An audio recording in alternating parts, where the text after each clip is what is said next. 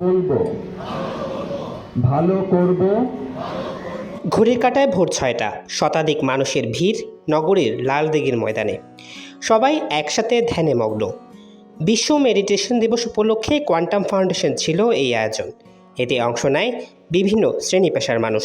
ভালো মানুষ, ভালো দেশ, স্বর্গভূমি বাংলাদেশ এই প্রতিপাদ্যকে নিয়ে দেশে এটি চতুর্থবারের মতো আয়োজিত হয় বিশ্ব মেডিটেশন দিবস। দিবস পালনে কোয়ান্টাম ফাউন্ডেশনের উদ্যোগে ভোর ৬টায় প্রাণায়াম ও দমচর্চা আর প্রত্যয়ের মধ্য দিয়ে অনুষ্ঠানের সূচনা হয়। এরপর নীরব ধ্যানে ডুবে যায় বিভিন্ন পেশার মানুষ। মেডিটেশন দিবস উদযাপন অনুষ্ঠানে কোয়ান্টাম মেথডের প্রবর্তক শহীদ আল বুখারী মহাজাতকের অডিও বাণীতে বলেন, ভ্রান্ত জীবনাচারের সৃষ্ট বিভিন্ন রোগ থেকে মুক্তি এবং টোটাল ফিটনেসের জন্য প্রয়োজন মেডিটেশন ও সুস্থ জীবনাচার। দিবসের এই শুভক্ষণে তিনি সবাইকে সমাজ ও দেশের জন্য মহৎ ভাবনার আহ্বান জানান।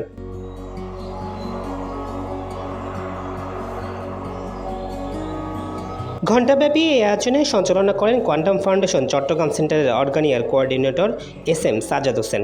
এ সময় আরও উপস্থিত ছিলেন ট্যুরিস্ট পুলিশের ডিআইজি মোসলেম উদ্দিন, কাউন্সিলর জহুরুলাল হাজারী, কাউন্সিলর হাসান মুরাদ বিপ্লব, মহিলা কাউন্সিলর রুমকি সেনগুপ্ত, আইনজীবী তপন কান্তি দাস সহ আরও অনেকে। নিয়মিত মেডিটেশন চর্চার মাধ্যমে কর্ম উদ্যমী মানবিক সমাজ গড়ার এমনটাই সবার প্রত্যাশা।